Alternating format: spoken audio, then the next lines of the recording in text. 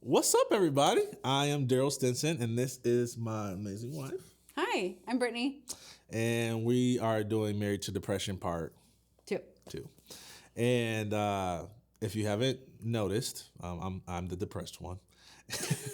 How would they know that? Because I look depressed, and you look gorgeous. Oh, you're sweet. Brownie points. And specifically, we want to talk about dealing with my depression during the holidays. Yeah. So I'll just tell myself that, not telling myself, but let me just say that sometimes, not sometimes, but you can never, All the time? you don't get to plan when you have a episode of depression. Yes, right? that's true. It's not like you're like, you know what, this Tuesday at 3:00 Eastern Standard Time, I'm going to have an episode, right?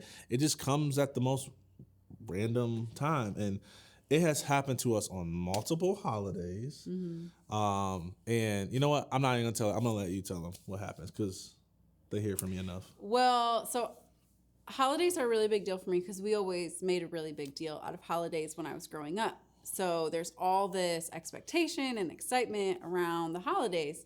And so as I'm building it up in my mind, I'm not even thinking about the fact that Darryll's dealing with things that have nothing to do with the holidays. Stress, heaviness, pressure, work, whatever that looks like that he's battling internally, that's what he's coming into Christmas morning with. Me, I'm like, Christmas pajamas for the whole family, hot chocolate, let's decorate the tree together. Let's, when I was little, we would go sledding and then we would decorate the tree. And there's all these memories that I have that I want to make with our kids. Yeah. That have nothing to do with being depressed. Like depression doesn't fit in that box of expectation that I have. And so sometimes it's just a really big bummer. Yeah. Yeah. And it makes me feel worse because I know that I'm bringing like the occasion down. Yeah. But I literally can't find out how to get out of it. And I know that one of the things that I did learn, I don't know if it was like through reading a book or a counseling session or whatever, was that sometimes that joy is like a threat.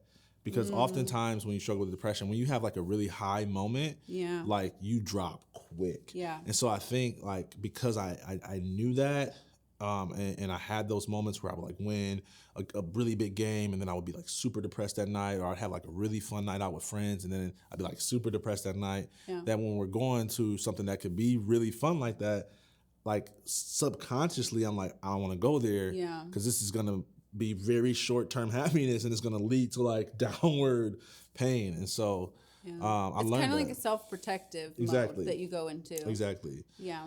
And so like, don't really have an answer or a solution. Just wanted to say like, this is real life and this is what it's like. Yeah. And you're not alone if you're going into the holidays. I mean, depression rates, suicide rates, they skyrocket at the holiday time. But being married to someone who is battling that and like I myself don't have that same battle, there's just some things that I've had to do, like setting up an expectation that I never communicated with him and then he doesn't meet it. Immediately, it's a recipe for disappointment on a holiday. So just having that conversation ahead of time, like, hey, these are some things I'd love for our family to be able to do during this weekend or this holiday, that helps him to know, like, okay, this is what she's really hoping for. Still can't control, like, when a depressing thought may come. Yeah. But at least I'm not setting him up for failure automatically by not communicating my hopes for the, for the holiday. And then just knowing that it's not his fault. It's not something that he's choosing to do.